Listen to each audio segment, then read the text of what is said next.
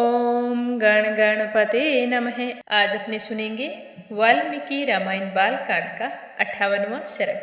प्रेम भाव से कहिए गणेश जी महाराज की जय हो, सियावर रामचंद्र भगवान की जय हो, हनुमान जी बाबा की जय हो, श्री राम दरबार की जय हो। प्रेम भाव से कहिए गणेश जी महाराज की जय हो, सियावर रामचंद्र भगवान की जय हो, हनुमान जी बाबा की जय हो, श्री राम दरबार की जय हो।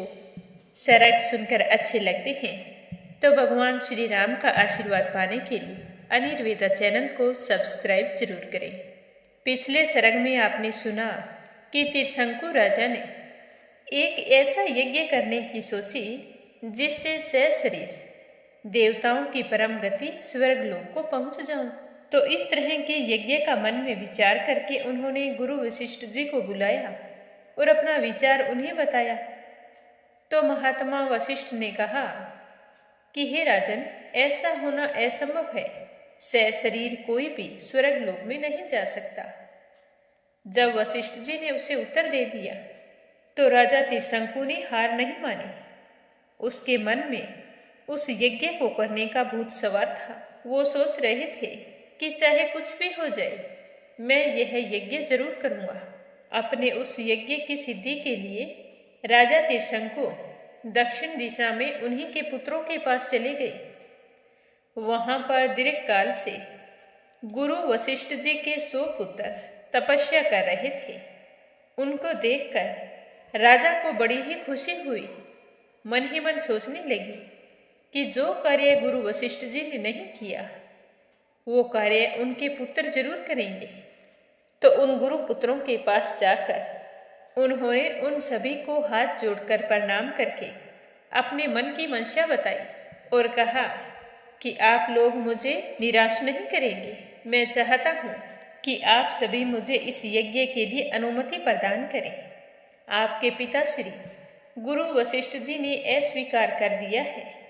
अब मुझे तुम्हारे अलावा कोई दूसरी गति नहीं दिख रही है। समस्त इक्ष्वाकु वंशियों के लिए गुरु वशिष्ठ जी ही परम गति है। उनके बाद आप सब लोग ही मेरे परम देवता हैं। राजा त्रिशंकु का यह वचन सुनकर वशिष्ठ मुनि के 100 पुत्र अत्यधिक क्रोधित हो गए और कहने लगे कि हे दुर्बुद्धि, तुम्हारे सत्यवादी गुरु ने जब तुम्हें मना कर दिया है तब तुम उनकी आज्ञा का उल्लंघन करके दूसरी शाखा का आश्रय कैसे लिया? आप हमारे पास कैसे आए? आप क्या चाहते हैं कि हम हमारे पिता की आज्ञा का उल्लंघन करें? एक और तो आप कह रहे हैं कि इक्ष्वाकु वंशी क्षत्रियों के लिए पुरोहित गुरु वशिष्ठ जी ही परम गति है, और उन सत्यवादी महात्मा की बात को आप टाल रहे हैं। जो काम वो नहीं कर रहे हैं वो काम आप हमसे करवाना चाहते हैं। आपने ये सोच भी कैसे लिया? जिस यज्ञ कर्म को भगवान वशिष्ठ मुनि ने असंभव बताया है उसे हम लोग कैसे कर सकते हैं? हे राजन, तुम अभी नादान हो, अपने नगर को लौट जाओ। भगवान वशिष्ठ जी तीनों लोकों का यज्ञ कराने में समर्थ हैं। हम लोग उनका अपमान कैसे कर सकते हैं? तो गुरु पुत्रों का वह क्रोधयुक्त वचन सुनकर राजा त्रिशंकु ने पुनः उनसे कहा कि हे तपोधनो, भगवान वशिष्ठ ने तो मुझे ठुकरा दिया था और आप लोग भी मेरी प्रार्थना स्वीकार नहीं कर रहे हैं। कोई बात नहीं, आपका कल्याण हो। अब मैं किसी दूसरे की शरण में जाऊंगा। तो त्रिशंकु का घोर अभिसंधिपूर्ण वचन सुनकर महर्षि के पुत्रों ने अत्यंत कुपित होकर उन्हें श्राप दे दिया कि अरे जा, तू चंडाल हो जाएगा। ऐसा कहकर वे महात्मा अपने अपने आश्रम में प्रवेश कर गए। वह रात व्यतीत हुई कि राजा त्रिशंकु चंडाल हो गए। उनके शरीर का रंग नीला हो गया, कपड़े भी नीले हो गए, प्रत्येक अंग में रुक्षता आ गई, सिर के बाल छोटे छोटे हो गए, सारे शरीर में चिंता की राखसी लिपट गई, विभिन्न अंगों में यथास्थान लोहे के गहने पड़ गए। राजा त्रिशंकु का यह रूप देखकर सारे मंत्री और पुरवासी जो उनके साथ आए थे वे सारे के सारे उन्हें छोड़कर भाग गए। वे धीर स्वभाव नरेश दिन रात चिंता की आग में जलने लगे और अकेले ही तपोधन विश्वामित्र जी की शरण में गए। विश्वामित्र जी ने देखा कि राजा का जीवन निष्फल हो गया है।